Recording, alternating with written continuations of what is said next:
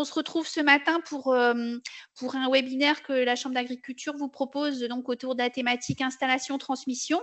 Donc aujourd'hui, ce qu'on vous propose, donc c'est un temps sur les chiffres clés de l'installation et de la transmission de chiffres clés 2023 et une deuxième partie. Donc il y aura un temps d'échange questions-réponses à l'issue de cette première partie qui sera faite par Marie-Isabelle Lebars et un deuxième temps sur un zoom sur des initiatives locales avec également un temps d'échange en fin de cette partie pour pouvoir prendre vos questions. Et en introduction, donc, je vais laisser la parole à Stéphane Cornec, donc, qui est élu à la Chambre d'agriculture de Bretagne et qui suit ce dossier installation-transmission donc pour démarrer ce webinaire. Stéphane, je te laisse la main. Merci. Donc, bonjour à toutes et à tous.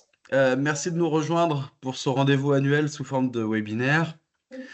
Ce rendez-vous est centré, comme vous l'avez compris, sur le lien entre renouvellement des générations et, en agriculture et les territoires.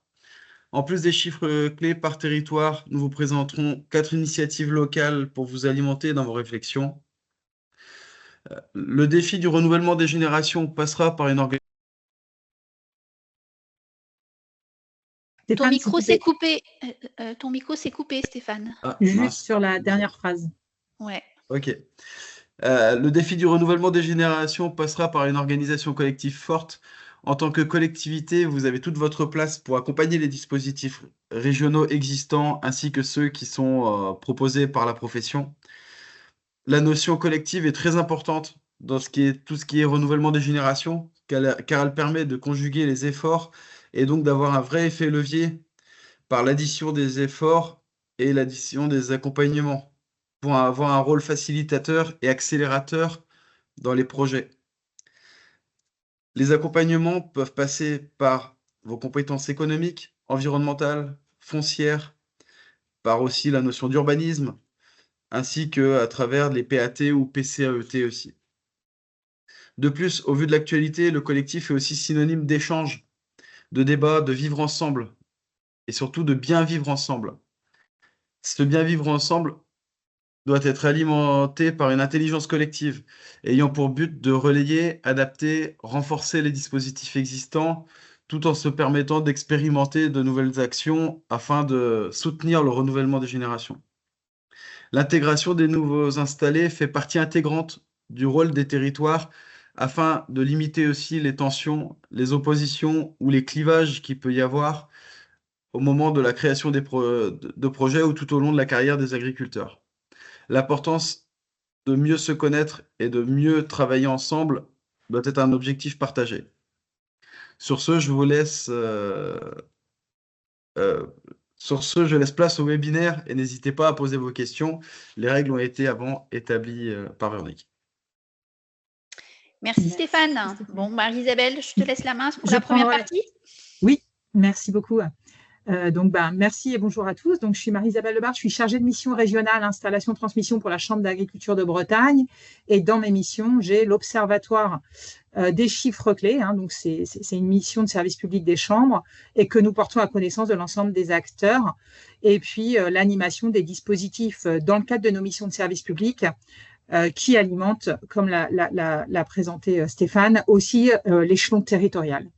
Donc, je vais vous faire un petit zoom sur les chiffres clés de 2023. Donc, l'année dernière, 432 installations aidées. Vous avez la petite carte de France. C'est un chiffre plutôt bas, mais qui est plutôt lié à un changement de programmation. Et du coup, ça devrait se lisser dans le temps. Mais on est en moyenne, si vous regardez sur le schéma du bas, à 480 installations aidées par an depuis 2009. Vous avez des petits creux là, 2015 c'est un changement de programmation, mais ça s'est lissé dans le temps et on a le Covid en 2020 et on voit qu'on a une année un peu plus importante après. Donc on espère que 2024 sera une meilleure année. On est sur cette tendance de 480 installations aidées au niveau de la Bretagne. Vous avez des chiffres par département, il y a toujours des petites spécificités départementales et des dynamiques départementales. Et je vous rappelle que effectivement, si on regarde les chiffres MSA, on est à peu près à 750 installations de moins de 40 ans. Et ça nous permet d'évaluer un petit peu ce qu'on appelle l'installation non aidée. Donc, on est à un taux d'installation aidée à peu près de 2/3. Et les causes principales sont la capacité professionnelle, puisqu'il faut avoir un diplôme agricole de niveau 4 pour prétendre aux aides. Donc ça, c'était aussi une volonté politique, car l'agriculture, c'est un métier, et d'avoir un petit peu ces conditions de réussite à l'entrée et d'afficher ou de prévoir un revenu prévisionnel de 1 SMIC. Donc, c'est un SMIC minimum, bien évidemment, à 4 ans. Et ça, c'est une orientation professionnelle aussi d'accompagner des projets viables et vivables. Et donc, c'est vraiment la volonté de rendre service aux porteurs de projets, de partir dans des bonnes conditions. Après, on a aussi des personnes qui se préinstallent et qu'on va retrouver un peu plus tard et qui sont aussi dans ces chiffres-là. Donc, voilà un petit peu sur le paysage régional. En termes de profil type du porteur de projet breton, on est à peu près à 30 ans, c'est plutôt en augmentation. 30% de femmes, j'y reviendrai tout à l'heure, c'est en très légère augmentation. Ce qu'on regarde aussi, c'est les personnes qui ne sont pas issues du milieu agricole, qu'on appelle les non issus du milieu agricole, on est à 45%, c'est-à-dire qu'ils ne sont pas fils ou filles d'agriculteurs. Donc, c'est pareil, c'est quelque chose qui est plutôt en augmentation. Et on a donc des personnes qui viennent avec des profils plutôt de reconversion de plus en plus, qui sont passés par un BPERA formation pour adultes, donc 30%, et 41% ont un niveau BTSA ou plus, ou niveau ingénieur. Et c'est plutôt en légère augmentation. Au-delà de ces moyennes et de ces pourcentages, on a une grande diversité de personnes, notamment à l'installation. Donc, on voit effectivement qu'on a de moins en moins de personnes, 16% de moins de 25 ans. Et on a des personnes qui s'installent à tout âge. C'est relativement réparti par tranche d'âge, avec une diversité de profils d'expérience avant l'installation. Une diversité des installations également au travers de ce qu'on appelle la création d'entreprise. Donc, c'est vrai qu'il y a des personnes qui, et c'est le cas le plus courant, qui reprennent des fermes existantes. Donc là, c'est la courbe en bleu. Donc aujourd'hui, on est à 21% de projets de création, c'est-à-dire des personnes qui reprennent du foncier et qui créent de nouvelles activités, qui développent des nouveaux marchés. Et vous voyez que c'est franchement en augmentation depuis les dernières années. On a 30% d'installations en individuel, donc 49% GAEC, ça veut dire que les autres personnes s'installent en société. Donc l'importance aussi de l'installation en collectif. Même si on a quelques EARL unipersonnels, la plupart des autres sont en société et en collectif. 50% d'installations se font hors du cadre familial. Donc là, vous avez aussi, non, vous n'avez pas de chiffre, mais en tout cas, c'est en augmentation.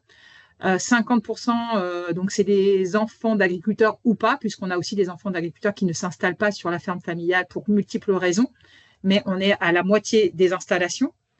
39% s'installent en agriculture biologique. On reverra aussi cette donnée-là, et vous avez la courbe verte qui est assez explicite également. Voilà, depuis 2021, on est autour de 40% et là 39% à l'année dernière. Donc, soit, j'y reviendrai, soit par de la conversion au moment de l'installation, soit de la reprise d'outils bio préexistants. 34% développent une stratégie en circuit court pour au moins de façon déterminante dans leur projet d'installation. Et là, vous avez la courbe rouge qui est aussi assez explicite sur cette stratégie de recherche de valeur ajoutée et de développement de circuit court au moment de l'installation. Donc voilà, on a quelques chiffres et c'est important de suivre ces évolutions, c'est dynamique, mais globalement, le ressenti de l'ensemble des accompagnateurs, chambres, mais aussi de tous les accompagnateurs, c'est cette notion d'archipel, c'est que chaque projet est unique et spécifique avec des antériorités, des motivations qui peuvent être très diversifiées. Si je regarde maintenant les productions principales, donc là, vous avez le camembert, je suis toujours sur du régional, de 2023, et puis vous avez en dessous 2022 et 2021. Ce qu'on voit, c'est que la production principale majoritaire, donc là, on regarde les 3 productions principales et celles qui font, en termes de marge brute, qui ont plus de 55% de cette production-là, on est à 45% en lait, en bovin lait. Les productions qui suivent ensuite, c'est tout ce qui est maraîchage, verger, horticulture, donc 18%, sachant qu'on a parmi cette catégorie 15% en maraîchage. Ensuite, on va retrouver les légumes plein champ culture, les volailles, le porc, des autres élevages comme ovins, caprins, équins et bovins viande. Donc, on a une certaine diversité de production.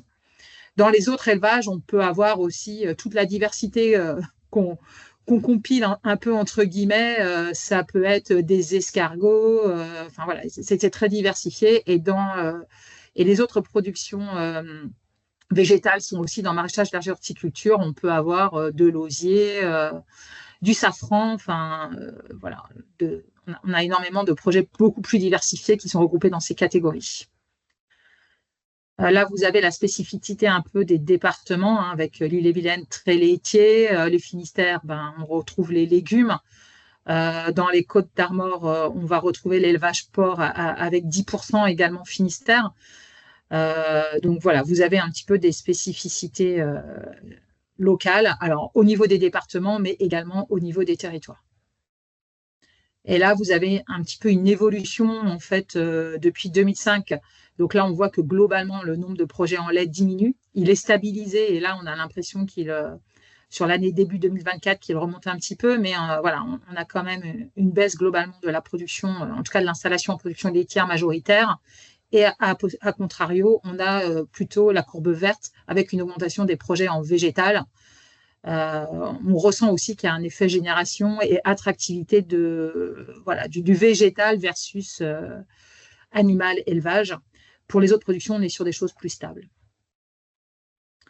Alors, un petit zoom peut-être sur cette diversification, hors grande filière qui est un peu noyée dans mon camembert, mais en tout cas, tout ce qui est maraîchage, verger, pépinière, plantes aromatiques et médicinales, ovins, caprins, équins, canins, apiculture, ce qui est hors grande filière, vous voyez que c'est quand même quelque chose qui s'est bien développé, qui se maintient avec un gros quart. Et qu'on va retrouver avec souvent des études de marché, alors soit production de niche, soit avec des valorisations en circuit court et local. Sur l'agriculture biologique, donc vous aviez vu la courbe tout à l'heure avec une augmentation. Là, vous avez un peu le détail par production. Donc, vous avez le nombre en vert de projets de l'année dernière en agriculture biologique. Donc, vous voyez qu'en maraîchage, on est pratiquement sur la totalité, c'est-à-dire qu'il y a 73 projets de maraîchage en bio sur 82. En lait, on est à 45 sur 190. Et ensuite, on voit que c'est un petit peu réparti en ovins caprins ou en légumes culture, où on peut avoir d'autres productions qui font de l'agriculture biologique, mais on voit que c'est quand même tiré vraiment vers le haut par le maraîchage et par le bovin lait.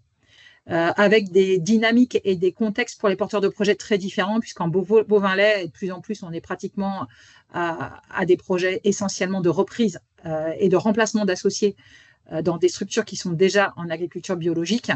En maraîchage, on est plutôt à l'inverse sur des projets de création et des nouveaux projets en agriculture biologique, comme vous le voyez ici, puisque en vert foncé, on est sur des reprises et en vert clair, on est sur des conversions. Et vous voyez un peu que les dynamiques sont différentes, en lien essentiellement avec le marché, mais aussi avec le profil des porteurs de projets en fonction des productions. Alors, qui sont les porteurs de projets en agriculture biologique? Ils sont un peu plus âgés, un peu plus féminins, un peu plus hors cadre familiaux et non issus du milieu agricole, plus en création et très souvent liés à une stratégie de commercialisation en vente directe et sur des surfaces inférieures, notamment en lien avec ces projets de maraîchage. Un petit zoom sur l'installation des femmes, c'est aussi quelque chose qui nous tient à cœur en lien avec notre orientation professionnelle sur l'égalité-parité. Vous voyez l'évolution, notamment depuis 2013, puisque là, on avait des politiques d'attribution laitière qui ont pu augmenter un petit peu, mais en gros, on est à un quart. Et c'est vrai que depuis 2021, on est à 29-30% des projets d'installation qui sont portés par des femmes. Clairement, c'est une petite augmentation, mais quand même très petite. Donc, ce qui justifie notamment un certain nombre d'actions par nos élus et par nos équipes pour casser un peu des idées reçues et favoriser l'installation des femmes, parce qu'on se rend compte effectivement qu'elles sont 39 au point accueil installation avec une envie d'installation, et seulement 30% en installation aidée, 27% des chefs d'entreprise d'après le RA 2020. Donc, on sent qu'il y a une envie de s'installer, mais qui rencontre quand même un certain nombre de freins.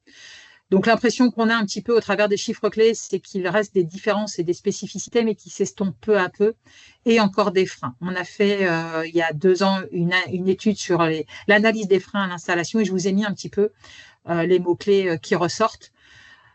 C'est le contexte familial, c'est parfois les compétences, c'est des freins qui sont liés à l'accès aux fonciers, qui sont liés à l'accès aux capitaux, aux besoins de garantie, à une certaine confiance aussi. Alors à la fois un manque de confiance qu'on leur renvoie et qu'elles portent parfois, les critères d'âge, puisqu'elles s'installent un peu plus tard en lien notamment avec le cadre familial, et du coup elles sont un peu moins d'accès aux aides. Et elles ressentent parfois un sentiment de discrimination. Je crois qu'il y avait 20% qui avaient ce ressenti, notamment quand elles arrivent en recherche de financement ou auprès de certains cédants pour reprendre des exploitations. Donc voilà, 130 installations l'année dernière sur les 432. Elles sont un peu plus âgées. Donc je vous ai mis en noir les chiffres pour les femmes et en bleu les chiffres pour les hommes. Donc 32% versus 29% pour les hommes. En création, 32% versus 17% pour les hommes. En individuel, c'est la même chose. Donc ça, c'est aussi quelque chose d'assez récent. Enfin, d'assez récent en tout cas, qui augmente. C'est que de plus en plus, les projets des femmes sont portés par des femmes et ne sont pas des femmes qui s'installent avec leur époux. Mais on est bien sur des projets personnels qui sont vraiment portés et défendus par ces femmes. Une SAU moyenne un peu inférieure, un peu plus hors cadre familial et un peu plus en agriculture biologique. Et là, vous avez l'installation des femmes et des hommes. Donc, comme elles sont à 30%, eh bien, on voit qu'elles sont 32% en lait, donc un peu plus représentées en lait et en maraîchage, qui sont les deux productions qui tirent l'installation des femmes. Pour les autres, on a des chiffres plus proches, sauf autres herbivores, ovins, caprins, équins, où elles sont 2 fois plus nombreuses.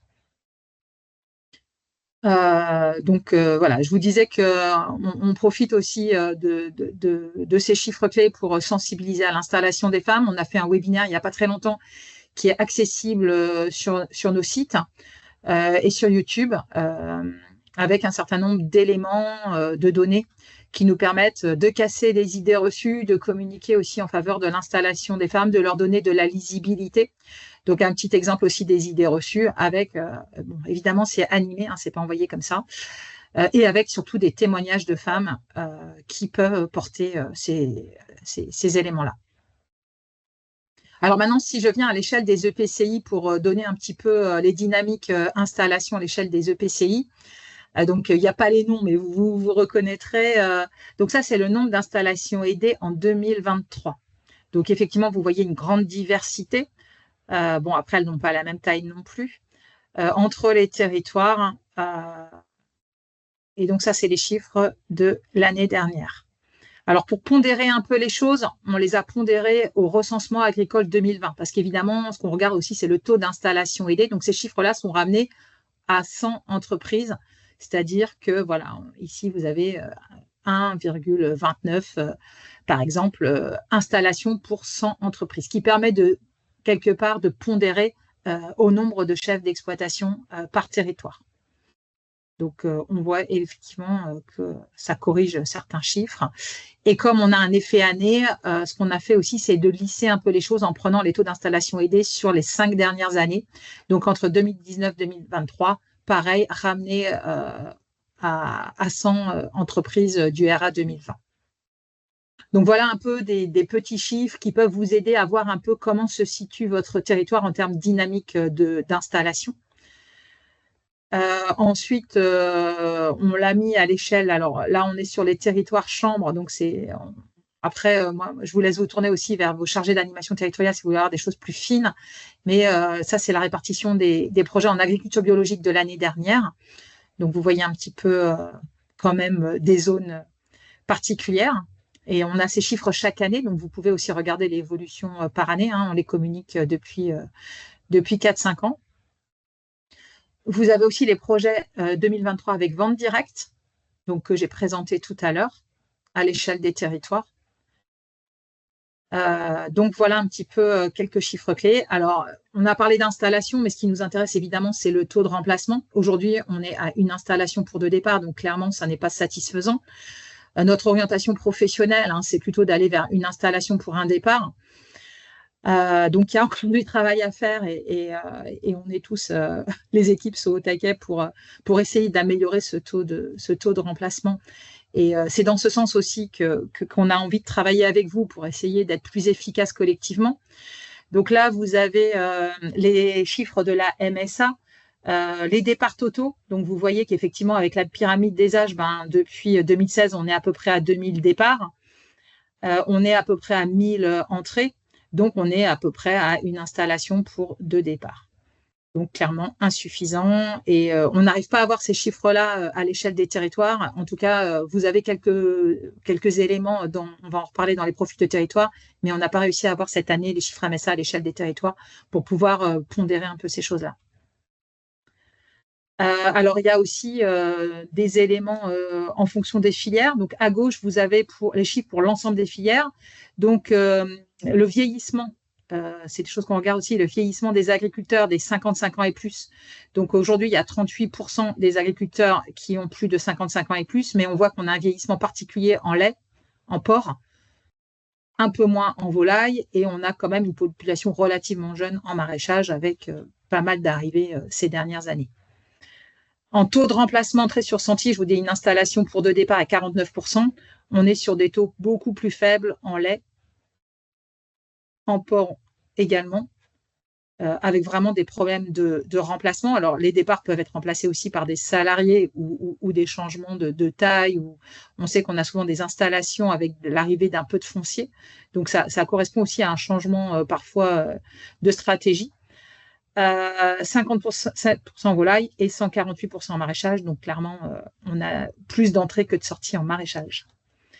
Ensuite, le taux d'installation aidée, je l'ai un peu évoqué tout à l'heure. Donc, moi, je vous ai donné les 2 tiers, mais c'était par rapport aux moins de 40 ans. Là, on est par rapport aux installations totales.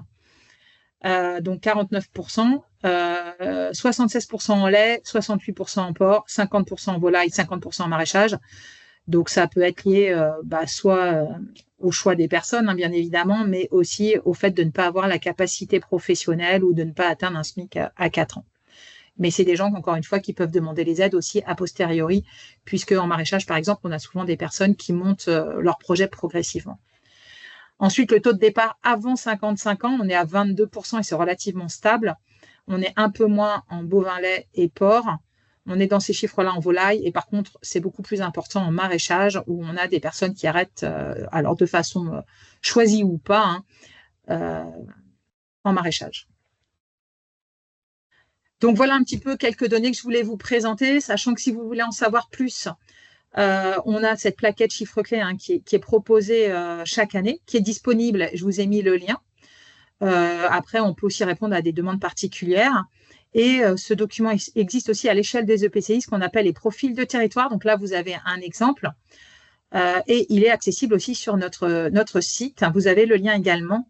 Et on mobilise, donc ils avaient été faits l'année dernière, donc les données RGA 2020 et les données installation 2021, ce qui permet de voir des caractérisations sur le nombre d'exploitations, le nombre d'agriculteurs, le nombre d'installations, la pyramide des âges, l'utilisation de la SAU, les productions, le critère agriculture biologique et vente directe. Et vous avez donc ces caractérisations à l'échelle des EPCI, mais également des départements et de la région. Donc, je vous invite, si ça vous intéresse, à pouvoir mobiliser ces outils-là. Donc, je ne sais pas, Véronique, si tu veux compléter cette partie où on en reparle tout à l'heure, s'il y a des questions. Il y a des questions.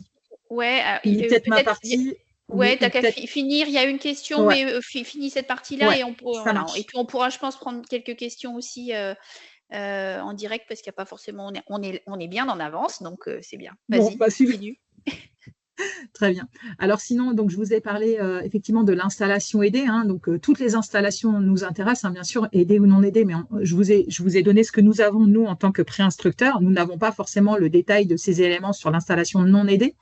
Mais je reviens maintenant sur ce qu'on appelle le dispositif de préparation à l'installation, c'est-à-dire les personnes, entre guillemets, qui sont dans les tuyaux et qui ont envie de s'installer. Donc, je vous rappelle que la Chambre d'agriculture coordonne le point accueil installation, qui est ouvert à toutes et tous. Donc, l'année dernière, il y a eu 2051 contacts de porteurs de projets qui avaient une envie de s'installer au niveau de la Bretagne et qui appellent pour avoir des informations, pour être orientés, pour être accueillis et pour pouvoir parler de leur projet.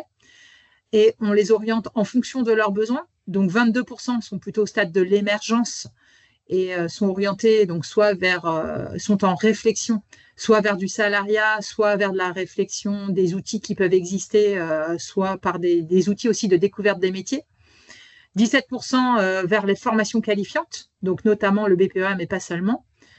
15% sont en recherche de foncier, sont orientés vers le RDI, mais pas seulement. Hein. On oriente bien vers l'ensemble des partenaires, que ce soit la SAFER, que ce soit Terre de Liens, que ce soit vers les collectivités en fonction des besoins aussi.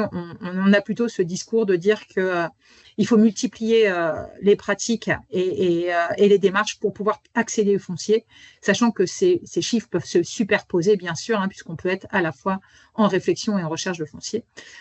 Donc voilà, donc on a une certaine de personnes qui restent à ce stade, entre guillemets, de porteurs d'idées, ou en tout cas au PAI, et qu'on retrouvera sans doute l'année prochaine. Et puis 57% sont orientés vers le dispositif d'installation. Ça veut dire qu'ils ont pris leur décision de démarrer leur projet d'installation et de le construire. Ils ont pris leur décision. Et 1045 personnes ont été retrouvées dans ce qu'on appelle le dispositif de préparation, qui est le centre d'élaboration du plan de professionnalisation personnalisé, qui est aussi coordonné par la Chambre d'agriculture et qui existe dans toutes les chambres d'agriculture dans le cadre d'un appel à projet du ministère. Et je rappelle qu'on accompagne toutes les personnes qui le souhaitent, quel que soit l'âge, le profil et le système.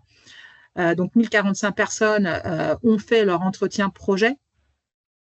432 se sont installés avec les aides. Alors, c'est pas les mêmes, hein, bien sûr, hein, c'est des tendances, c'est des chiffres glissants, mais c'est des choses qu'on a à peu près chaque année. 20 se sont installés avec le dispositif aidé de la région SIA, donc soutien à installation agriculture pour les 40-50 ans. Certains se sont installés sans les aides, mais ils peuvent avoir bénéficié d'autres aides et d'autres dispositifs. Et on vous rappelle ici l'installation totale avec les chiffres de la MSA. Donc, ça donne un peu, quelque part, les tendances. Et vous voyez qu'il y a encore beaucoup de demandes et de souhaits, et qu'il y a une certaine attractivité de la Bretagne et de l'agriculture au niveau de l'installation. Alors, le dispositif de l'installation, j'en profite peut-être pour en redire un mot. C'est un dispositif de professionnalisation. L'idée, c'est vraiment de donner toutes les cartes au porteur de projet en fonction de ses besoins, de son projet, de sa situation. Donc, on est bien dans de la personnalisation pour se donner toutes les conditions de réussite. Donc, voilà un numéro, un site internet. Encore une fois, selon le profil, le parcours, le projet, les besoins et les attentes. On a aussi une newsletter qu'on propose tous les trimestres, et je vous ai mis le lien si ça vous intéresse. C'est vraiment avec une casquette neutre et multi-acteurs et multi-partenaires qu'on la communique, et on peut relayer des informations pour les porteurs de projets en cours. Et on a 2 pages Facebook qui relaient les actus de Je me lance, mais une aussi où on met en avant des fermes du RDI à reprendre, et notamment des fermes qui peuvent être sur vos territoires et qui peuvent être également relayées pour leur donner plus de lisibilité. Donc voilà, là on a les grandes étapes. On conseille d'anticiper les démarches, parce qu'il faut au moins 1 an quand les choses sont à peu près prêtes. Et ça, on est sûr à la fois de la réflexion qu'on peut apparenter un peu à une gestation de projet. Donc c'est le temps de la réflexion, mais c'est aussi parfois le temps de démarche administrative, et je pense notamment aux demandes d'autorisation d'exploiter qui peuvent prendre un certain temps. Et pour les personnes qui n'ont pas de ferme, eh bien il y a aussi le temps du RDI, de la rencontre de cédants. Donc il peut y avoir effectivement tout ce temps-là qui passe très vite. Donc vraiment, on conseille de s'y prendre le plus tôt possible. Donc voilà, au point accueil installation, on est là pour. Alors, ce que je redis, peut-être que c'est coordonné par la Chambre d'agriculture, mais on travaille avec des sous-traitants que sont les jeunes agriculteurs, les CIVAM, les GAB, le réseau GAB-FRAB, mais également avec les CFPPA qui sont partenaires de ce projet de dispositif de professionnalisation. Donc, un point accueil installation. Un CE3P avec un entretien projet, un entretien compétences qui permet de faire pas un bilan de compétences, mais en tout cas de voir avec le porteur de projet de quoi il a besoin en termes de formation. Ça lui permet aussi de bénéficier bien de son CPF pour pouvoir mobiliser des financements pour financer sa formation, notamment entrepreneuriale. Donc voilà, important de se former en amont, et il y a toute une offre multi-acteurs qui est proposée. Un stage 21 heures qui permet de poser un peu les jalons de ce que c'est qu'être chef d'entreprise en agriculture. Donc ça, c'est particulièrement important aussi pour les personnes qui ne sont pas issues du milieu agricole. Ça permet de décoder un peu un certain nombre de choses, mais aussi d'avoir des échanges et de faire rencontrer toutes les agricultures dans ce stage 21 heures. Et c'est co-animé avec les GAB et avec les CIVAM. Donc le fil rouge de ce stage, c'est vraiment la résilience du projet. Et on va parler d'intégration sur le territoire, d'agroécologie, de résilience, de prévention des risques. et du travail à plusieurs avec un certain nombre de témoignages et donc un certain nombre de formations. Et à la Chambre, on tient particulièrement à des formations comme chiffrer et analyser son projet, qui permet de tester et de regarder jusqu'à la marge brute et jusqu'au revenu disponible des scénarios, des systèmes, d'échanger aussi avec des experts, mais aussi dans le groupe. Et puis, on a un comité de présentation qui permet aussi de présenter son projet à des pairs, ce qui permet aussi de confronter son projet. C'est un exercice intéressant pour un porteur de projet. On a aussi des formations sur réaliser son étude de marché, sur travailler à plusieurs, voilà. Mais c'est vraiment en fonction des projets et au choix des porteurs de projet. Ensuite, on arrive sur ensuite ou en même temps. On les a mis l'un après l'autre, mais ça peut être fait de façon concomitante. On travaille à la Chambre d'agriculture et on propose un pack installation puisqu'on est structure labellisée, mais je rappelle que la région a labellisé 3 structures l'année dernière et que pour demander l'aide des JA, mais également pour demander l'aide SIA, donc des 40-50 ans, il faut avoir un regard extérieur et ça a été porté par l'ensemble des 4 syndicats agricoles avec le message que c'est plutôt un gage de réussite d'avoir un regard extérieur sur son projet. Parce qu'effectivement, on avait des personnes qui étaient en difficulté et on le comprend bien parce que c'est quand même un métier et il y a pas mal de questions à se poser, que ce soit sur l'étude de marché, que ce soit sur l'urbanisme, que ce soit sur les situations sanitaires ou que ce soit tout simplement sur le chiffrage du projet et le meilleur, ou les investissements ou les gestions de trésorerie. Enfin, il y a aussi tout ce qui est temps de travail, travail avec la SE, tout ce qui est statut. Enfin bon, je vais pas faire une liste à l'après-vert, mais en fonction des projets, on a tout un tas de dimensions à explorer. Et voilà, donc les 3 partenaires qui ont été labellisés, à savoir le réseau Chambre, le réseau des CIVAM et le réseau des GAB, permettent d'apporter ce regard extérieur et d'accompagner les porteurs de projets à la fois pour construire leur projet, mais aussi éventuellement pour déposer sur le portail des aides et faire leurs demandes. Donc, ce qu'on vise ici, c'est vraiment l'autonomie des porteurs de projets. Et à la Chambre d'agriculture, on leur propose aussi un suivi post-installation et des formations post-installation, et notamment des formations en groupe, faisant le pari que ça participe aussi, ces formations en groupe, à l'intégration sur le territoire, à rencontrer aussi ses pairs sur son territoire, et que c'est aussi des lieux d'innovation. Je pense à l'agroécologie, au climat, au carbone, mais aussi à tout ce qui est réflexion, innovation, par filière ou pas. Donc là, il y a un large choix avec environ 160 groupes de développement qui peuvent exister. Mais il y a aussi, bien sûr, des réseaux hors chambre d'agriculture qui peuvent être mobilisés ici, sachant que depuis l'année dernière, donc depuis la nouvelle programmation, c'est un engagement aussi des jeunes et c'est aussi une condition d'éligibilité de rentrer dans un groupe pendant sa période d'engagement, c'est-à-dire pendant ces 4 premières années. Et encore une fois, c'est pas pour embêter les porteurs de projets, c'est vraiment parce qu'on considère que c'est un gage de réussite pour les chefs d'entreprise de demain. Donc voilà un peu cette partie-là sur la construction du projet. Ensuite, voilà, il y a toutes les démarches et tout ce qui est post-installation. Donc voilà un petit peu ce qui existe au niveau du dispositif qui est décliné régionalement, départementalement et qui peut être décliné localement. Et qui peut être relayé aussi par l'ensemble des partenaires. Puis ce qui est fait là, l'idée, c'est de le faire pour l'ensemble de la profession et que le travail qui est fait et que ces études, elles puissent servir dans un comité BRIT, pour une demande de passe JA ou pour un banquier ou pour un groupement. Enfin, voilà, que le travail qui est fait ici de construction, c'est bien le travail qui appartient aux jeunes et qui peut être mobilisé par le jeune en fonction, enfin le jeune ou le moins jeune, en fonction voilà, des différents partenaires. Et juste pour finir, à l'instar de ce qui est fait sur l'installation, nous avons proposé il y a une dizaine d'années ce qu'on appelle un point accueil-transmission. Donc ça, c'est plutôt une démarche ascendante qui a été mobilisée par un réseau breton. Donc, il y a une dizaine d'années, sous l'égide du CRIT, du Comité régional installation-transmission, nous avons été missionnés pour coordonner un réseau d'acteurs. On connaissait déjà la pyramide des âges, on savait déjà qu'il y avait un renouvellement des générations avec un défi important et qu'il fallait qu'on soit tous autour de la table, les uns et les autres, pour se mobiliser et réussir ce renouvellement. Et donc là, vous voyez les 3 organismes qui ont une mission de service public. Vous avez les 4 syndicats agricoles, vous avez tout ce qui est groupe de développement, coopérative. vous avez aussi l'ordre des experts avec les centres de gestion, les propriétaires, les banques et l'État et la région qui travaillent collectivement et qui se réunissent régulièrement pour mettre en place ce point accueil transmission et ce dispositif de la transmission avec un certain nombre d'événements, de démarches. Et dans ce sens qu'on a fait un guide de la transmission pour l'ensemble des acteurs, qu'on organise aussi la quinzaine de l'installation de transmission. Et vous êtes bien sûr les bienvenus, même si on n'a pas fait de signature avec les territoires. Nous, ça nous intéresse de décliner ce travail multi-acteurs à l'échelle des territoires pour, encore une fois, mobiliser toutes les énergies et essayer d'aller vers une installation pour de départ, parce qu'on a du mal à atteindre avec la complexité et cette divergence entre l'offre et la demande, à la fois en termes d'attractivité des métiers, à la fois en termes d'amélioration de la transmissibilité des fermes. Clairement, à un moment donné, assez vite, on se retrouve sur l'importance de travailler avec les territoires.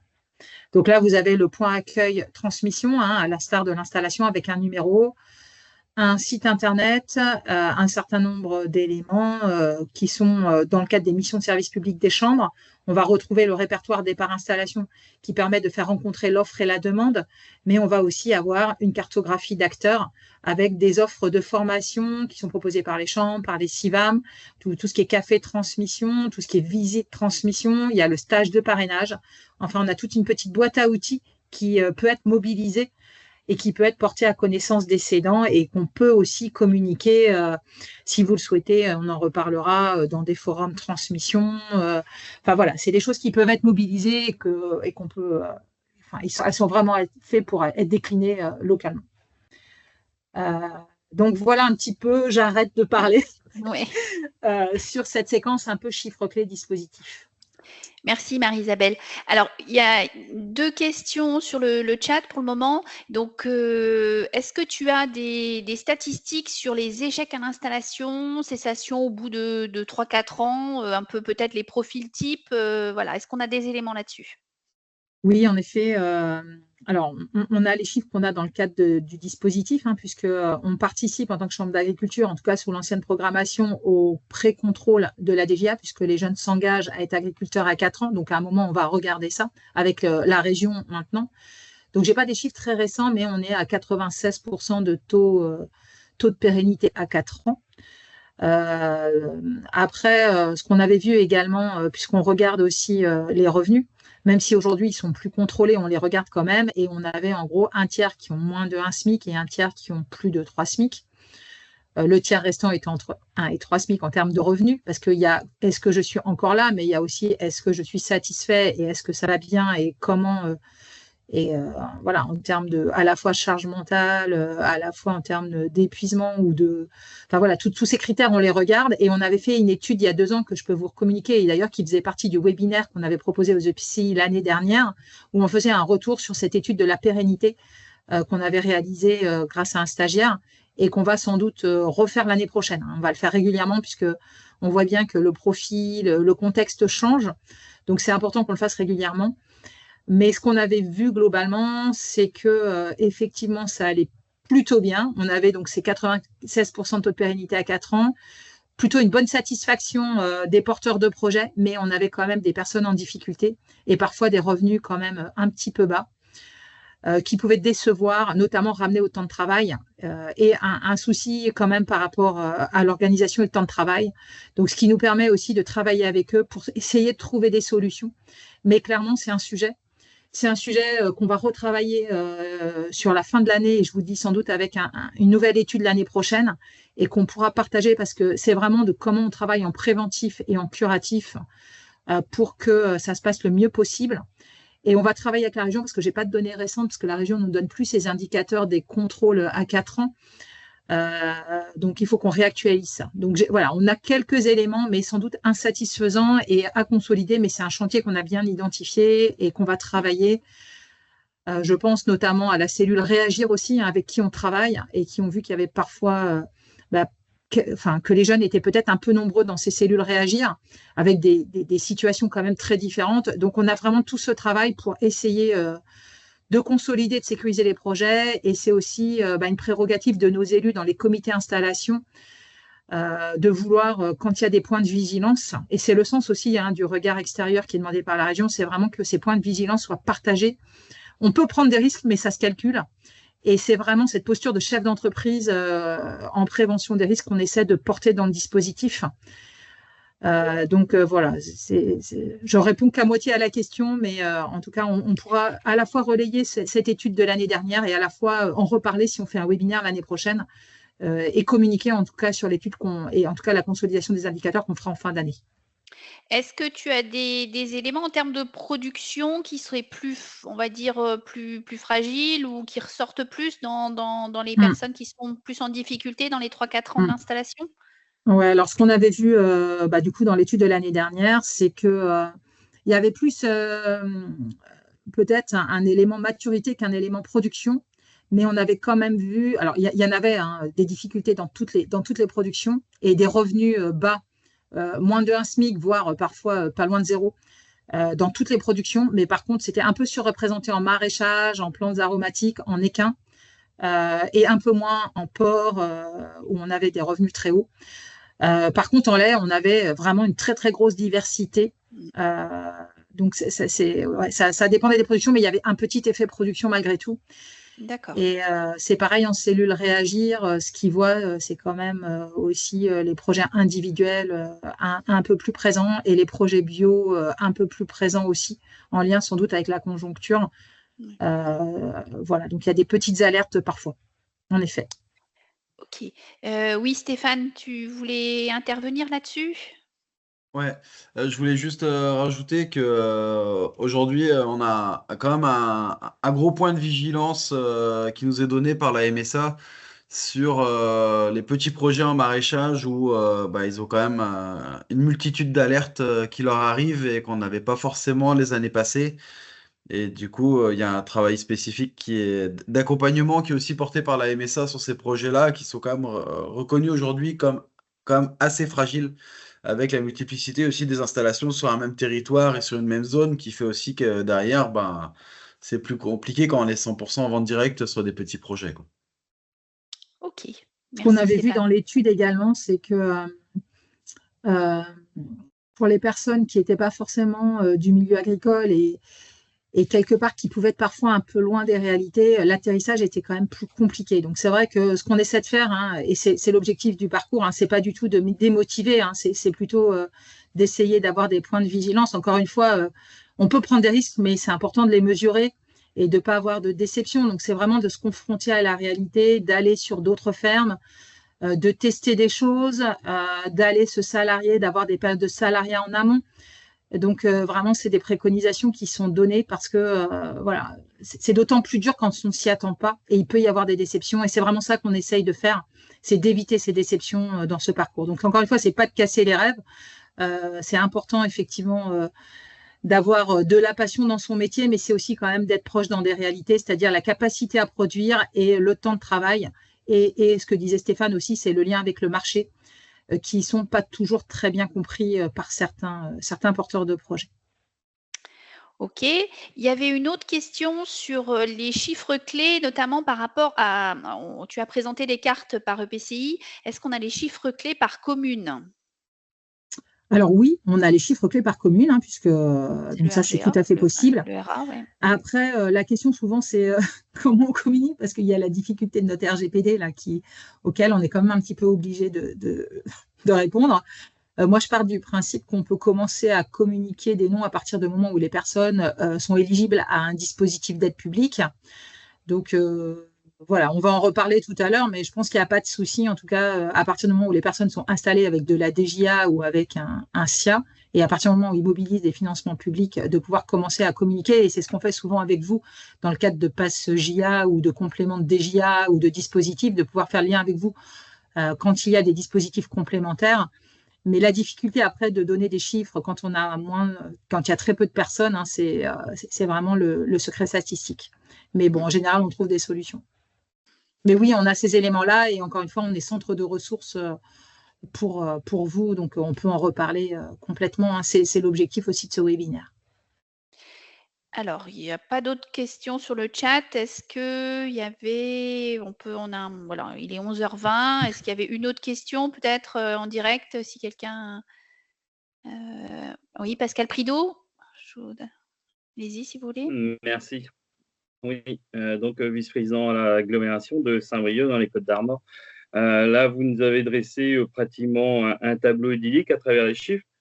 Sur le terrain, ce n'est pas du tout le ressenti qu'on a. Une installation pour 2, on en est très loin. Sur notre territoire, officiellement, on en est une installation pour 4 départs, donc 2 fois moins, avec des sujets d'installation qui sont quelquefois sur des productions un peu atypiques, qui ont toute leur place sur notre territoire, il n'y a aucun sujet.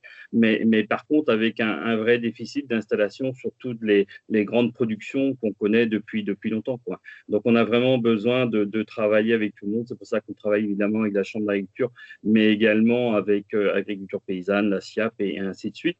On a vraiment besoin d'alerter nos élus locaux et on va commencer à le faire là parce que sur notre territoire, on a du mal à avoir le nombre exact de chefs d'exploitation exact qu'on a sur notre territoire. Ça, c'est une vraie difficulté qu'on a. On sait qu'on en a un peu plus de 500 qui vont partir à la retraite d'ici dans les prochaines années. Mais le nombre d'exploitations varie de 700 à 900. Donc, évidemment, le pourcentage n'est pas du tout le même. C'est évidemment de l'aménagement du territoire qui peut nous faire peur par moment parce qu'il ne faudrait surtout pas qu'on se retrouve avec, on a parlé de déserts médicaux quelquefois, bien là, avec des déserts non pas agricoles, parce qu'on aura sans doute toujours de l'activité, mais avec des déserts d'agriculteurs sur certains secteurs, quoi. Des communes qui n'auront sans doute plus d'exploitation et de chefs d'exploitation sur leur commune. Donc, on a vraiment besoin de tous travailler ensemble pour améliorer les choses aussi. Et par contre, on voit bien à travers les dossiers qu'on a, nous, au niveau de l'aide qu'on peut également accorder aux personnes qui s'installent, des difficultés multiples, hein, en général, qui sont liées avec des reprises de foncier qui sont parfois et même souvent difficiles, avec plusieurs propriétaires dont certains veulent faire de la rétention, soit pour de l'urbanisme qu'ils envisagent, ou alors pour donner à quelqu'un d'autre. Donc, ça complique souvent les installations. Et puis, toute la partie administrative qui devient de pire en pire, quoi.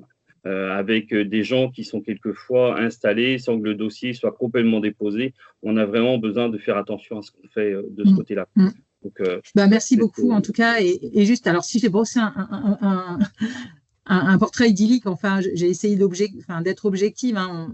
On ne se satisfait pas du tout de cette installation pour 2 départs, hein. J'ai bien dit que notre orientation, c'était 1 pour 1. Donc, effectivement, je ne l'ai pas dit, mais on se mobilise sur énormément d'actions, que ce soit dans le cadre des projets de recherche pour faire de l'attractivité des métiers. On voudrait avoir plus de porteurs de projets sur certaines productions. On essaye de mettre davantage de moyens aussi au niveau du RDI pour favoriser l'accompagnement des cédants. Et il y a tout un travail qui est fait aussi côté cédants pour améliorer la transmissibilité. Et comme vous dites, de garder les sièges. Notre objectif, c'est vraiment de garder les sièges sur les territoires. Parce que ce qu'on a aussi... c'est parfois de la reprise, enfin de l'installation agrandissement entre guillemets, mais du coup c'est pas les mêmes systèmes. Et nous, ce qu'on veut, c'est bien des exploitations à taille humaine, hein. Donc là, je vais laisser Stéphane peut-être sous l'angle politique. Stéphane a levé la main. Ouais.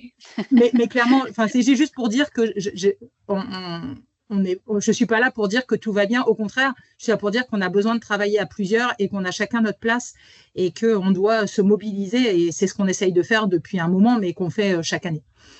Stéphane, vas-y. Ouais. Donc non, le tableau n'est pas idyllique sur l'installation transmission, sinon on ne mettrait pas autant de moyens là-dessus et on ne mobiliserait pas autant les troupes là-dessus. Il y a une vraie inadéquation aujourd'hui entre les porteurs de projets qui veulent s'installer et les exploitations à transmettre. Donc il y a un vrai travail à faire là-dessus par rapport au fait de réussir à mettre en adéquation des cédants qui ont fait leur carrière dans une production et des jeunes derrière qui veulent aussi faire leur carrière dans une autre production. Après, faut aussi derrière qu'on arrive à garder des volumes suffisants sur nos territoires pour derrière garder aussi les emplois qui sont derrière aussi. Donc, il y a un vrai travail là-dessus qu'on engage davantage avec toutes nos instances économiques et un peu moins, on va dire, avec les territoires. Donc, c'est peut-être pour ça que vous n'avez peut-être pas forcément ce ressenti-là du travail qui est fait là-dessus non plus. Mais on a des vraies logiques de travail en collectif sur tout ça parce qu'il faut que tout l'argent qui est mis et tous les moyens qui sont mis sur l'installation de transmission soient bien mis de manière collective pour éviter pas pour éviter, mais pour permettre un effet levier suffisant et attirer des jeunes. Après, moi, ça fait une dizaine d'années que je suis installé. Sur les 10 dernières années, quand je regarde la moyenne aussi, mes moyennes économiques sur les 10 dernières années, je comprends que certains jeunes soient aussi réticents parce que les conjonctures se sont redressées, certes, mais que quand même assez tardivement. Et l'effet conjoncture fait aussi derrière beaucoup plus aussi que l'effet accompagnement, je pense, sur les projets d'installation. Et j'espère que derrière les conjonctures des années à venir vont rester comme la conjoncture actuelle pour aussi donner envie à des jeunes de s'installer dans nos grandes filières d'élevage et de légumes aussi, parce que derrière, on connaît quand même beaucoup de jeunes dans nos territoires qui sont aujourd'hui en salarié et qui se posent la question de l'installation, mais qui sont frileux quant à la question de l'installation. Et ces jeunes-là, il faut qu'on arrive à les accompagner. Aujourd'hui, tout est beaucoup plus compliqué au niveau de l'administration, tout est plus compliqué au niveau des démarches. Et chacun a aussi son rôle à jouer, que ce soit au niveau des collectivités locales, parce que derrière des projets d'aujourd'hui d'installation en élevage, c'est aussi des démarches, parfois des enquêtes publiques, parfois des démarches auprès du voisinage, etc. Et le rôle des territoires est aussi d'être facilitateur par rapport à tout ça.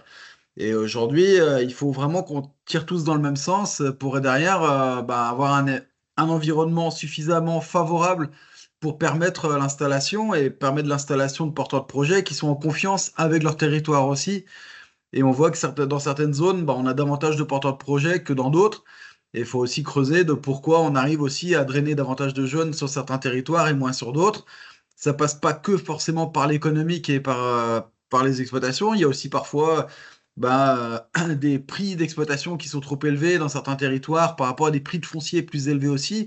Auquel cas, il faut aussi imaginer des dispositifs par rapport au portage du foncier ou à d'autres outils aussi pour derrière accompagner et puis rajouter une petite brique dans l'installation. Mais c'est bien la somme des accompagnements qui fera que derrière, on arrive à avoir aussi quelque chose d'attractif pour que derrière, tous les jeunes qui se posent la question d'installation franchissent le pas et franchissent la ligne aussi. Merci Stéphane. Merci. C'est pour compléter, en tout cas, par J'allais vous rapport à cette... proposer de passer à la suite. Ouais, Rapidement, alors, tu comprends? ouais, juste pour dire, en tout cas, on se situe à la Chambre d'agriculture comme essayer de faciliter, hein, et notamment par rapport à la charge administrative, on essaye vraiment d'essayer, et on essaie de négocier davantage de simplification, mais pas sous le mauvais, enfin simple, mais pas simpliste. D'essayer d'être facilitateur pour les porteurs de projets et encore une fois on a pas mal de programmes d'action autour de l'attractivité, de casser des idées reçues, mais aussi avec ce que dit Stéphane, c'est-à-dire l'équilibre revenu-travail et d'être apporteur de solutions parce qu'il existe des solutions pour équilibrer et pour avoir des systèmes vivables qui sont peut-être pas assez portés. Donc ça fait partie aussi du travail qu'on fait avec nos collègues des filières pour vraiment essayer de dynamiser ça. Donc, en tout cas, on pourra en reparler, mais il y a pas mal de travaux en cours. Et là, on prépare les échéances, notamment du SPACE, avec un espace pour demain autour de l'attractivité, des ateliers où on va parler de l'installation des femmes, des installations dans divers systèmes, et notamment en élevage, puisque ce sera aussi le sujet.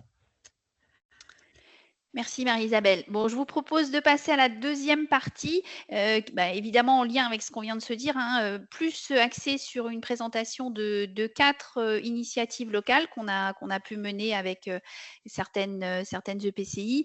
Alors évidemment, c'est un extrait, on a pris ces 4 exemples-là, il y en a d'autres. Donc, alors si tu peux avancer sur la diapo suivante.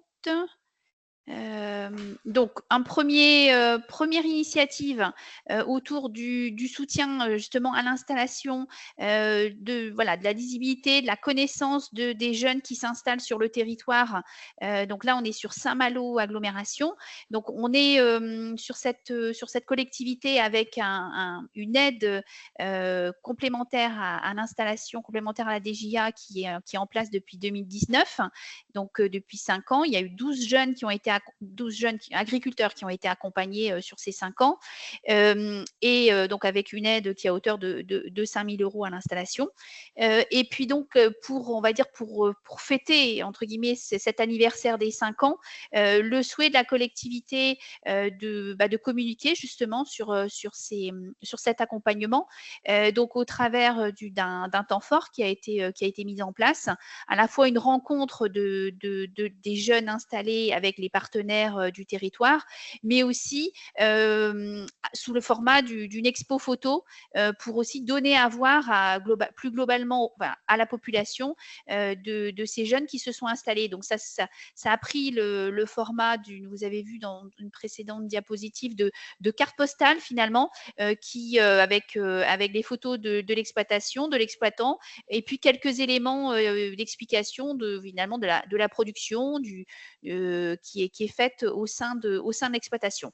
Donc voilà, l'idée qu'au-delà de l'accompagnement financier, finalement, la collectivité, en lien avec la Chambre d'agriculture, a aussi un rôle à jouer pour faire connaître les agriculteurs qui s'installent, comme on fait connaître le nouveau coiffeur, le nouveau électricien sur le territoire.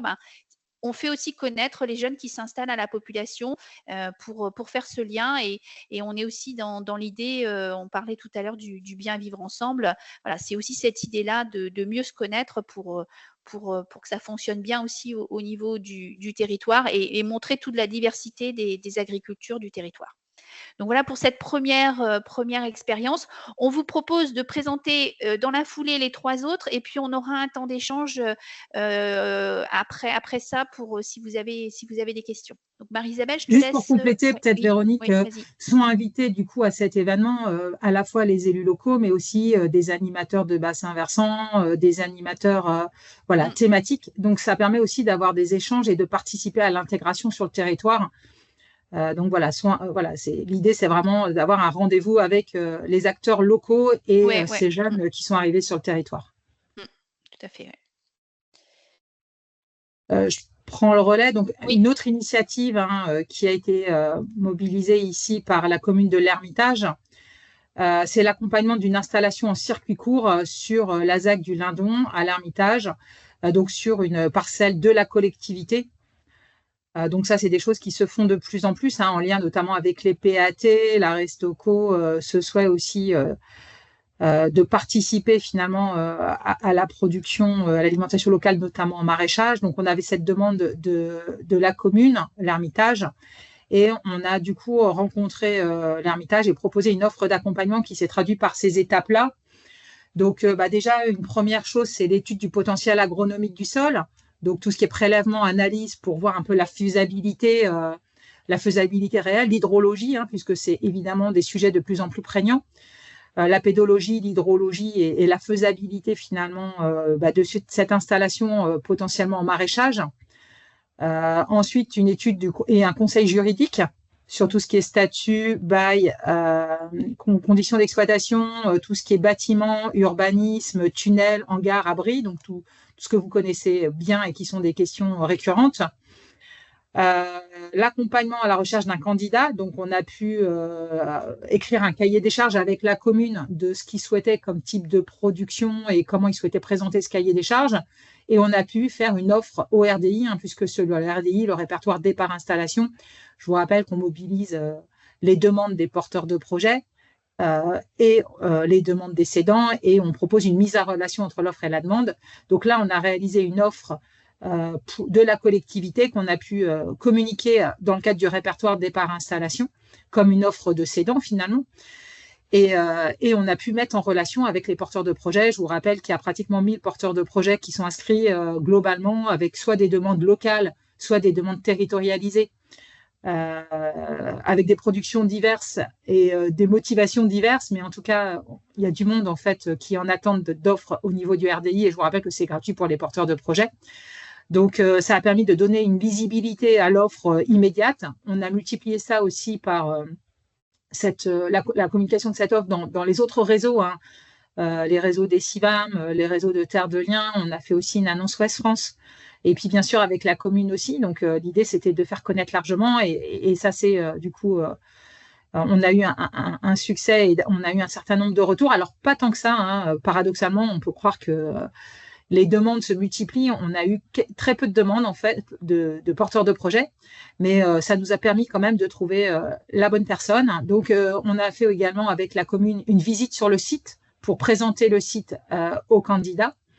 Et puis, un comité de sélection avec chaque candidat se présentant et rencontrant aussi la collectivité pour faire un choix. Et donc, le porteur de projet vient d'être retenu, un porteur de projet en maraîchage vient d'être retenu là très récemment. Donc, et ce qui est prévu, hein, c'est le dispositif tel qu'on l'a vu tout à l'heure, avec tout ce qui est études économiques, études de marché, dossiers administratifs et un suivi également hein, qui sont proposés par la Chambre d'agriculture, mais qui auraient pu être proposés aussi, comme j'ai dit, par n'importe quelle autre structure labellisée pour pouvoir bénéficier des aides. Donc voilà, dans ce cadre-là, on met de l'énergie en commun pour essayer de mobiliser les outils qui existent, apporter des compétences, mais aussi résoudre une question locale en lien avec le point accueil transmission. Donc ça nous paraissait effectivement intéressant de pouvoir présenter ces choses qui se font de plus en plus. Donc là, vous avez eu la visite sur le terrain hein, qui avait été faite avec les porteurs de projets qui le souhaitaient pour présenter le site et le projet. Et vous voyez, là, c'est Cyril Guerriot hein, qui est notre conseiller qui a réalisé aussi l'étude de sol et qui est aussi référent sur tout ce qui est parcellaire et aménagement parcellaire hein, qui présentait le projet avec la collectivité. Donc voilà aussi un exemple de ce qui peut être fait aussi en termes d'initiatives locales en lien avec des dispositifs existants. Et on voit bien que cette intelligence collective et ce sur-mesure peut permettre de booster un peu les choses. Mais ce n'est pas si simple que ça. Je n'ai pas un discours idyllique. Merci Marie-Isabelle. Prochain exemple, je laisse la main à Hervé Le Goff pour le présenter. Oui, donc une initiative sur la commune de Briec, là, près de Quimper. Peux-tu avancer, Véronique? Donc effectivement, suite aux dernières municipales, l'équipe, il y a une personne qui est en charge de l'agriculture et de l'alimentation sur cette commune. C'est une commune de 4 000 habitants, 7 000 hectares, 70 exploitations agricoles. Et donc, ils ont lancé une enquête, une première enquête pour connaître aussi les besoins ou les souhaits des agriculteurs, pour engager finalement des actions avec des agriculteurs de la commune. Et petite particularité sur la commune, sur cette commune-là, il n'y a qu'une agricultrice maraîchère qui est élue municipale aussi. Vous voyez, 70 exploitations. Donc, mais elle a aussi ce souci de connaître l'agriculture. Et donc, dans cette enquête, ça a permis de faire ressortir les enjeux liés au foncier, à la communication avec la population, et puis également la problématique de la transmission des exploitations agricoles. En parallèle de ça, donc la Chambre d'agriculture a été sollicitée justement pour les aider à avancer. Et partant d'une problématique d'installation, finalement, on a réussi à faire bouger les élus en leur disant il faut peut-être aussi travailler avec les cédants. Et donc, on a fait un travail cartographique. Et à travers ce travail cartographique, on a pu repérer qu'il y avait plus de 25% de la surface agricole, hein, vous voyez les 7 000 hectares, qui étaient concernés par ces reprises à 5 ans, au lien avec la pyramide des âges. Donc, on a été sollicité. Ensuite, il s'est trouvé qu'il y a un groupe d'agriculteurs relais qui a été mis en place à l'échelle de la commune. Donc, il y avait une quinzaine de personnes. Donc, c'est vrai que ça a permis de restituer l'enquête et puis de cerner les sujets sur lesquels ils souhaitaient travailler. Et donc, il y a 2 sujets qui sont ressortis. Un premier sujet, les cédants, que je vais évoquer. Et un deuxième, c'était autour des échanges parcellaires. Finalement, il y a des liens assez forts entre conforter les exploitations, notamment celles qui sont à céder, pour faire en sorte qu'elles soient plus attractives en ayant un parcellaire très groupé. Donc, la démarche a été effectivement ces agriculteurs relais qui nous ont permis de confirmer sur les 20-22 exploitations avec un départ dans les 5 ans, on a repéré 14 exploitants sans successeur. Parce qu'effectivement, donc on a vu qu'il y avait des gens avec successeur, et ce qui fait qu'on a adressé ensuite un courrier aux agriculteurs qui n'avaient pas de successeur, une enquête téléphonique vers ces 14-15 personnes, et ça a amené ensuite des visites avec ces cédants, parce que l'idée, c'est effectivement c'est souvent des démarches un peu individuelles, hein, les cédants, parce que chaque situation est un peu différente. Et donc, on a pu réaliser 6 visites, donc suite à ces 15 appels, 6 visites. Donc déjà, ça, ne serait-ce que les appels téléphoniques, ça engage la discussion, on repère un certain nombre d'éléments pour voir où en est effectivement la session, enfin la démarche. Et donc, suite à ces visites transmission, ça a permis aussi d'inscrire, donc il y a 1 ou 2 inscriptions ou 3 sur le RDI, là qu'évoquait Marie-Isabelle, donc le répertoire départ installation. Voilà. Et en parallèle de cette démarche, donc c'est un processus parce que on n'a pas évoqué, mais la transmission, c'est long. Et donc, c'est vrai que dans les échéances, souvent, on essaye d'anticiper. Au mieux, ça serait 10 ans, mais si on peut déjà engager la réflexion autour des 5 ans, c'est bien là-dedans qu'on s'inscrit, quoi, pour que les gens bougent. Et donc, à côté de ça, donc, on a engagé un travail d'échange parcellaire, quoi. Si tu peux avancer. Voilà. Donc, un travail sur les échanges parcellaires. Donc là, pareil, l'idée, c'est de pouvoir, à l'échelle de la commune, engager des échanges parcellaires qui vont permettre de regrouper les parcellaires des exploitations agricoles, à la fois pour les exploitations en place, donc souvent les exploitations avec de l'élevage, mais également d'engager des échanges pour les exploitations à transmettre, parce que du coup, ça leur donne des atouts supplémentaires. Donc, au bilan de la démarche qu'on a pu conduire, on va dire un très bon accueil par rapport aux exploitants ciblés, parce qu'effectivement, ça permet de se poser les questions, d'avoir des rencontres, et donc c'est tout un processus. Le lien de satisfaction aussi de la commune, et puis du coup, toute cette démarche-là a engendré des envies de d'autres communes de QBO. QBO, c'est Quimper-Bretagne occidentale, donc c'est la communauté de communes.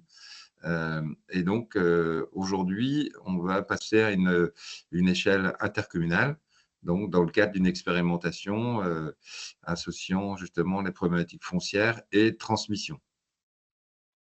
Donc voilà, et tout ça, enfin cette démarche-là a pu aussi être financée dans le cadre du PAT, du projet alimentaire territorial de QBO. Donc, parce qu'effectivement, il y a ce souhait dans le PAT, à la fois de favoriser l'installation et de favoriser l'approvisionnement local. Merci Hervé. On passe à l'initiative suivante qui regroupe finalement un peu l'ensemble de nos outils. Donc, et tu as commencé à l'évoquer, effectivement, ce test un peu plus large sur un certain nombre de territoires, donc autour d'une stratégie foncière et une expérimentation autour de la transmission, installation, transmission et optimisation du foncier. Donc, c'est vrai que c'est dans le cadre d'un conventionnement avec la région qu'on a commencé l'année dernière à réfléchir à comment finalement, au travers des différents outils que l'on a, on peut avoir un effet, en utilisant l'ensemble des outils sur un territoire restreint, avoir un effet levier, un effet de masse pour justement favoriser la transmission et l'installation des exploitations. Voilà, on évoquait le taux de renouvellement qui est effectivement différent d'un territoire à l'autre et qu'on doit améliorer. Donc voilà, c'est comment, au travers de ces différents outils, on peut avoir cet effet de masse au niveau d'un territoire restreint. Donc pour le coup, voilà, les constats partagés qu'on vient aussi d'évoquer, c'est la nécessité d'accompagner, de renforcer l'accompagnement de la transmission, et puis au travers aussi de ce qu'on voit dans la transmission, quand même des leviers majeurs et des atouts majeurs des exploitations lors de la transmission, c'est d'avoir un foncier regroupé. On sait que les exploitations qui ont un foncier regroupé se transmettent plus facilement. Donc voilà, c'était de se dire comment on peut combiner ça. Donc on a lancé une expérimentation sur 12 territoires qui regroupe à peu près une idée d'une dizaine de communes avec des collectivités qui sont volontaires, avec l'idée aussi d'avoir un travail de concertation au local sur ce sujet-là, au travers de la mise en place d'une cellule foncière et d'un observatoire local. Alors, on verra les territoires qui sont retenus tout à l'heure, mais on a déjà sur certains territoires des cellules foncières qui étaient déjà mises en place, un dialogue avec la collectivité qui est en place déjà depuis plusieurs années, mais pas forcément spécifiquement autour de l'installation et de la transmission. Mais là, l'idée, c'est vraiment d'axer sur ce sujet-là. Et donc, de se dire, voilà, on renforce notre accompagnement sur ces territoires-là avec des études de repérage de cédants s'il n'y en a pas eu de fait, avec un accompagnement des cédants vraiment global, avec des visites transmission, des audits 360, du coaching s'il y en a besoin, des accompagnements techniques. Et puis peut-être voilà, l'idée aussi d'innover et d'amener d'autres choses. C'est une initiative qui se fait sur 3 ans, donc il y a sans doute, on a les outils qu'on a aujourd'hui, on va essayer aussi d'imaginer de nouveaux outils. Et donc ça, c'est sur la partie transmission. Et sur le côté foncier, l'idée d'accompagner les agriculteurs dans des échanges parcellaires, voilà, pour les exploitations qui ont un foncier qui a besoin d'être regroupé, d'être aussi de créer une dynamique en local pour favoriser aussi le regroupement du parcellaire. Donc vraiment de mettre tous les atouts et tous les outils au service de cette transmission et de cette installation sur ces territoires plus réduits. Tu peux passer la diapo suivante. Donc voilà, on va sensibiliser aux échanges parcellaires, alors toujours dans le cadre volontaire. Hein.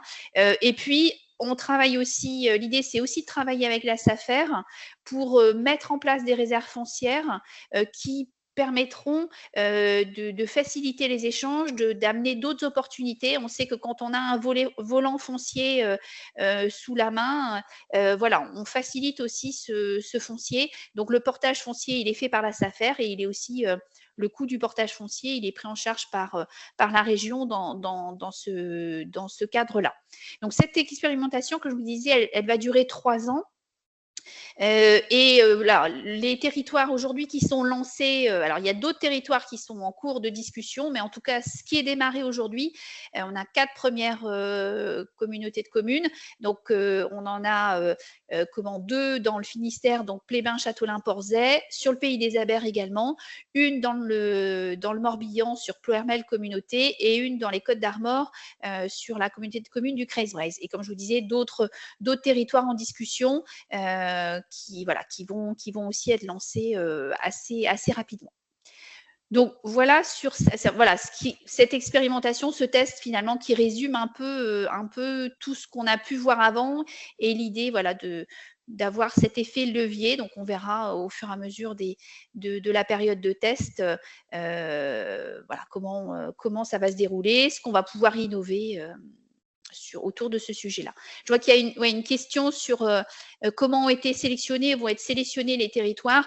Alors, c'est en lien avec déjà les dynamiques et les relations qu'on peut avoir avec les collectivités sur ces sujets-là, la volonté d'avancer sur ces sujets.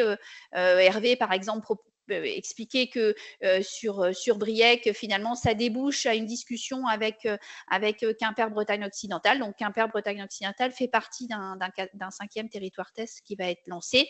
Maintenant, voilà, ça n'empêche pas qu'on puisse travailler sur d'autres territoires qui ne seront pas dans ce test-là. Mais voilà, c'est un peu en fonction de la volonté des collectivités de travailler sur le sujet et des discussions qu'on avait au préalable avec elles que le choix s'est fait.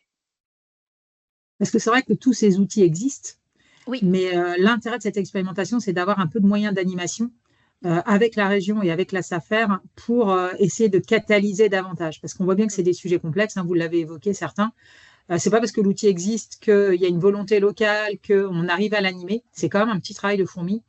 Donc là, l'intérêt, c'est effectivement d'avoir un peu de temps d'animation pour pouvoir booster ces outils-là. Voilà. Et sur la durée, quoi, parce que c'est vrai que pour tout, on a besoin de temps. Donc, sur chaque territoire, on va être 3 ans. On sait que pour les échanges parcellaires, ça ne se décrète pas. Il faut du temps pour réfléchir, il faut du temps pour mobiliser, et puis après, il faut du temps pour arriver à des accords. De la même façon, sur la transmission, l'installation, il y a, Marie-Isabelle l'a expliqué aussi, c'est des temps longs.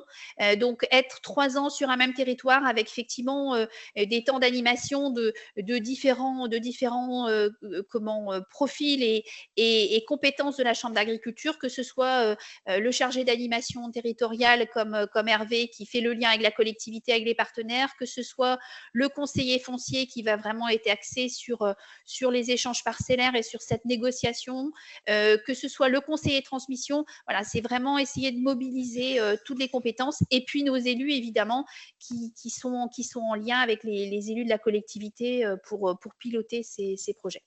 Donc, ça ne nous empêchera pas évidemment de travailler ailleurs sur ça, mais voilà, c'est de se dire sur ces 3 ans, est-ce qu'on arrive à avoir cet effet, oui, catalyseur, cet effet de masse, cet effet amplificateur pour relever ce défi d'augmenter aussi le taux de renouvellement. Alors, 1 sur 1, c'est l'objectif, effectivement. Maintenant, déjà, voilà, si on arrive à progresser, ce sera bien. Ouais. Stéphane, je ne sais pas si tu voulais. Je vois que tu as remis ta caméra, non?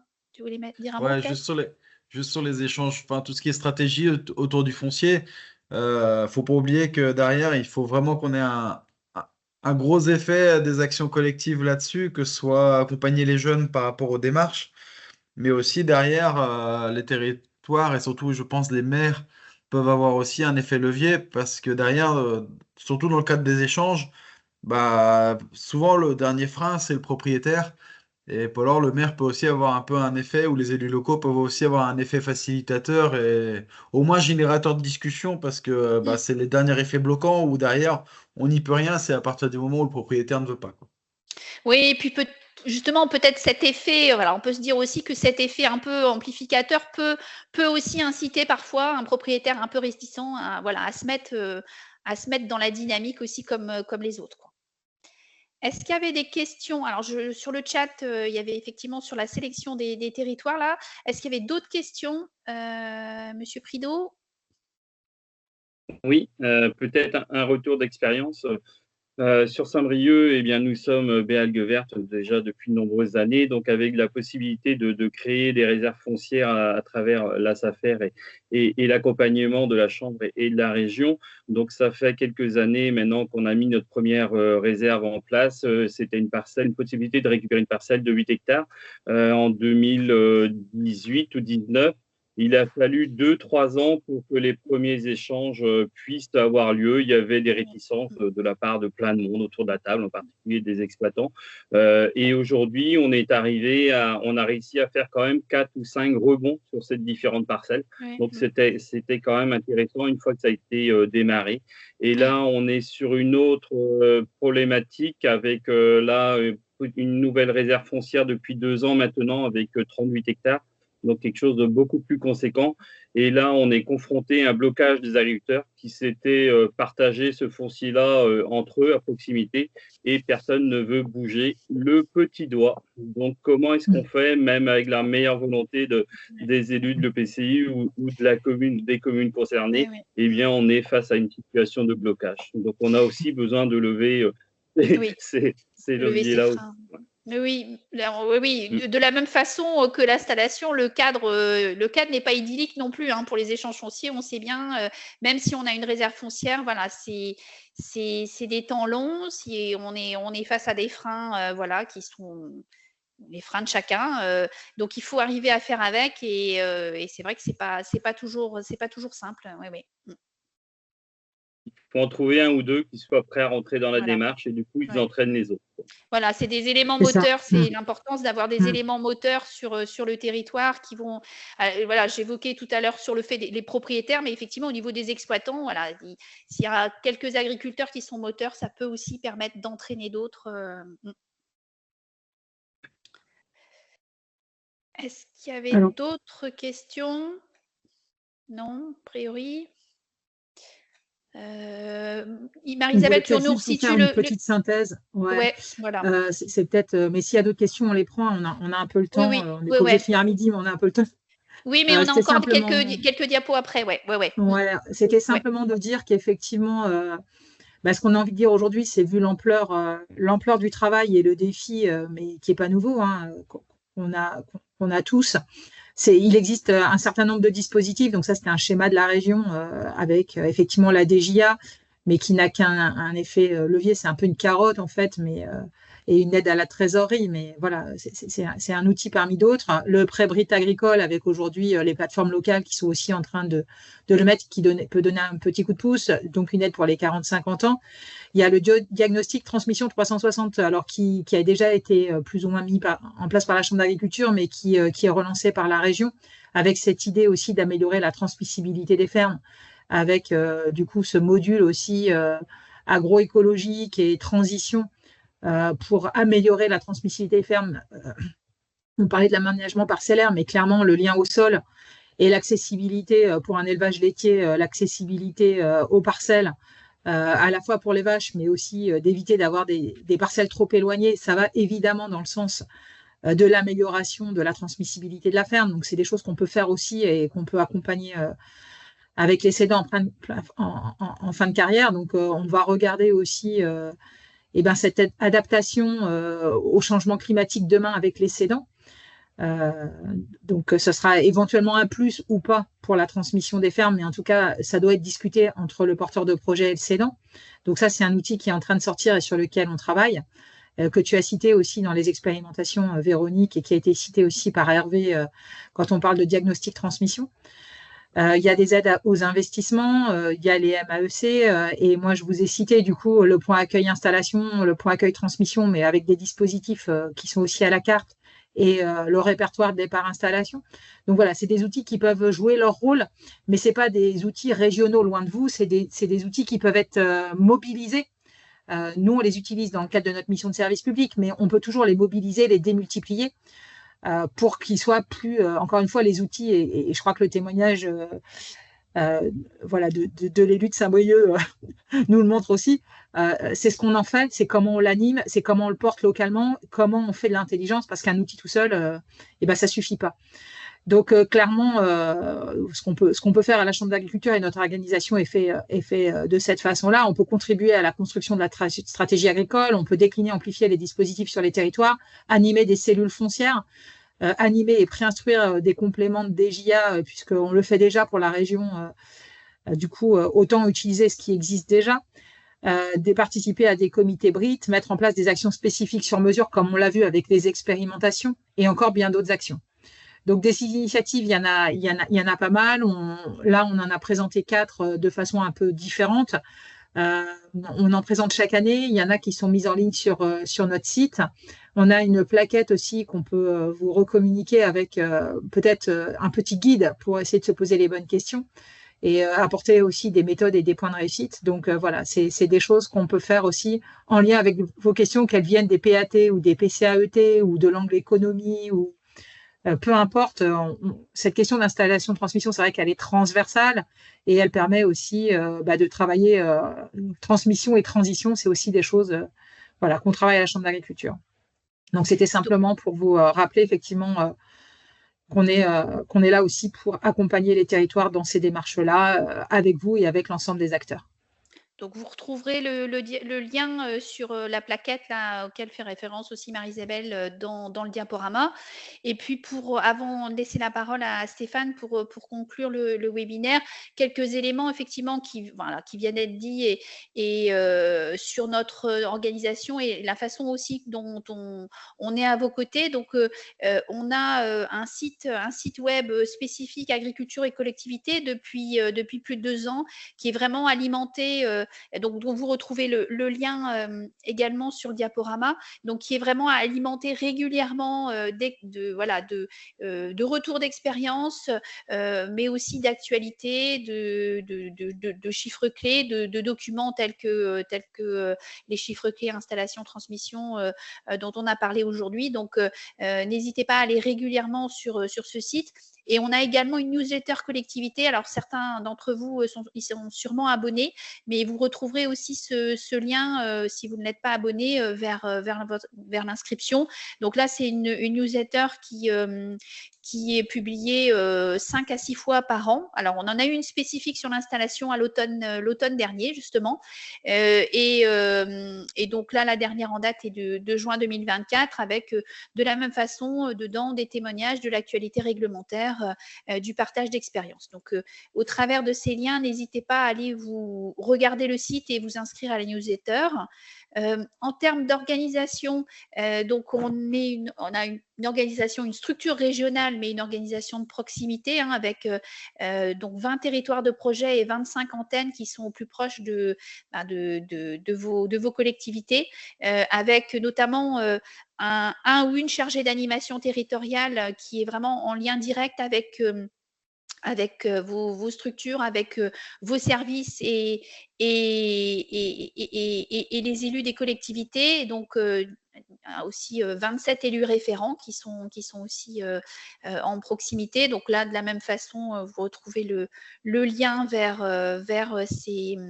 les coordonnées de nos antennes. Et puis enfin, les prochains rendez-vous à venir. Donc, vous avez dû recevoir déjà un prenez date autour de notre journée territoire au space, donc à destination des EPCI. C'est déjà la 5e, 6e édition, Hervé, je ne sais plus, au moins la 7e, voilà. Écoute, voilà, j'ai sous-estimé. Donc, c'est le 19 septembre. Et là, on va être autour des thématiques énergétiques. Donc, comment combiner production alimentaire et énergétique dans nos territoires. Je pense que… Alors, le prenez date est parti. L'inscription va arriver assez vite, je pense aussi, Hervé. Demain. Voilà. Donc, comme ça, vous avez en tête quand vous recevrez le mail. N'hésitez pas à vous inscrire. Et puis, dernier point, un autre webinaire qu'on va faire en septembre, le 23 septembre, autour de la thématique photovoltaïque, avec la présentation de la doctrine Chambre d'agriculture sur ce sujet-là. Les perspectives aussi du document cadre que nous devons construire sur le photovoltaïque au sol, donc pour vous évoquer la méthodologie proposée et l'état d'avancement. Et puis, tout ça, évidemment, en lien avec le travail que vous menez de votre côté sur les zones d'accélération énergétique. Donc ça, c'est le 23 septembre. Vous recevrez aussi une invitation sur la fin de l'été, début septembre, à ce sujet. Voilà pour résumer. Et puis, on est… Alors, 12h01, on est bien au niveau timing. Stéphane, je te laisse dire le mot de la fin. Ouais, c'est parfait niveau timing. Ouais. Donc, merci Véronique, Hervé, Marie-Isabelle pour la présentation. Merci à vous aussi pour votre participation et votre intérêt du coup pour le renouvellement des générations. J'espère qu'on aura répondu à vos attentes. Vous l'avez compris, l'enjeu prioritaire est d'améliorer le taux de remplacement. Cette amélioration passera par une multitude d'actions collectives sur l'installation, mais aussi sur la transmission et le foncier. Les leviers sont tant sur la communication que l'accompagnement financier, mais aussi humain, et la formation. Mais aussi, cela passera par l'innovation. Mais cela passera surtout par un environnement économique, social et environnemental positif, attractif et apaisé. L'objectif est bien d'installer des chefs d'entreprise bien dans leurs exploitations, avec des projets viables, vivables et durables pour garder un maximum d'agriculteurs et d'agricultrices sur nos territoires. ce qui forme une vraie richesse pour nos territoires. N'hésitez pas à revenir vers vos chargés d'animation territoriale et ou vos élus référents pour échanger et continuer les discussions sur cette thématique. Et si vous souhaitez en savoir davantage aussi sur les outils, les chiffres clés, les chiffres par territoire, ainsi que les possibilités de travail ensemble, n'hésitez pas à revenir vers nous. Je vous souhaite une bonne journée. Merci à tous. Bonne journée. Merci à tous Au revoir. Merci. et à bientôt. Au revoir, bonne journée.